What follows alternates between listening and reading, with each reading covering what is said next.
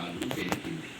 మందులు రాశాను, రెస్ట్ తీసుకోవాలి అని చెప్పగానే అనామికాని తీసుకొని ఇంటికి వస్తాడు రమేష్. డాక్టర్ చెప్పింది తల్లితో చెప్తాడు. అది విని శారద బాధపడుతూ కూతురు మాటలు పట్టుకొని కొత్త కోడల్ని ఇబ్బంది పెడితే ఇక అసలుకే మోసం వచ్చింది. ఇప్పుడు పనులన్నీ నేనే చేసుకోవాలి అని అనుకొని ఆ రోజు నుంచి శారద అన్ని పనులతో పాటు కొత్త కోడలు అనామికాని కూడా జాగ్రత్తగా చూసుకుంటూ ఉంటుంది. అది చలికాలం నడుస్తున్న రోజులు కావటం వల్ల విపరీతంగా మంచు కురుస్తూ ఉంటుంది.